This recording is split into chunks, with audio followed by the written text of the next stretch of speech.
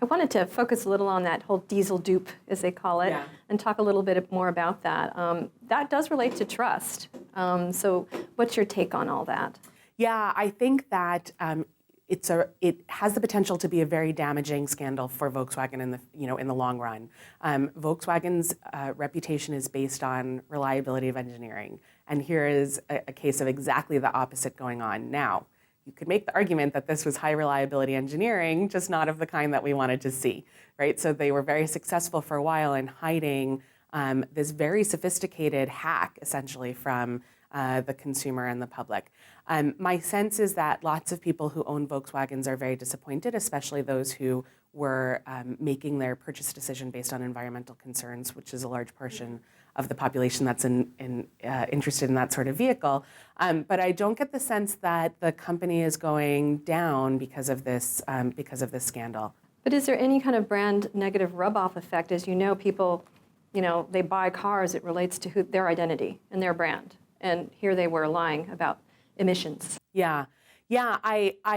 I would be surprised if there were none, but I don't think that we're seeing the kind of image or identity rejection that we might hope, right? And that's kind of the ideal. And in fact, that's kind of what motivates me in this research is the hope that we're going to find some grand reaction, some really noisy anger and discontent at corporate malfeasance. But over and over again, we see that it's not really what results.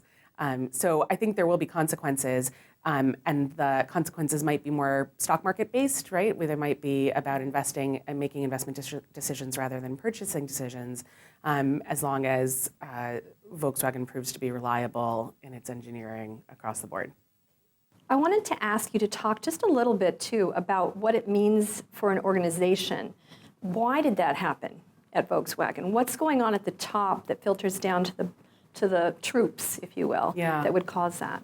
Yeah, that's the million-dollar question. So unfortunately, with an organization like Volkswagen, there's not a tremendous amount of transparency because it's not a traditional American-style publicly listed organization. So we don't know as much about the internal functioning of the organization as we might. But we can speculate, right? We have other examples of very similar problems going back decades and longer.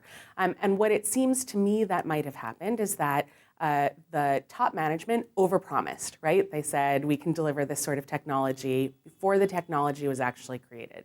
And what happens when we get an overpromise from the top is that everybody's attention is focused on that promise, not the series of engineering and managerial decisions that go into making that promise whole. And so the fear of damaging the organizational reputation is centered on fear of missing that promise, fear of not fulfilling that promise and not delivering on the technology that we said we were going to deliver by a certain time. And when we have that sort of pressure within the organization, without a kind of congruence between internal processes and culture that allow problems to be surfaced and decisions to be made at the appropriate level, we can get a lot of scrambling that might involve hundreds and hundreds of people to deliver that promise rather than making a better decision, right? In this case, a better decision might have been to say, in fact, we can't deliver that technology by this date. We can do something close, or we can do it in 6 more months. But if we're focused on that kind of verbal promise that's public, that's part of the identity of the organization, then we get a lot of maladaptive behavior below. So what we need to correct that is to make sure that there's a culture of openness that tolerates dissent, that tolerates productive conflict, that tolerates the raising of issues before they become scandals, and a culture that encourages people to make difficult decisions and difficult choices. And that's a hard thing to accomplish.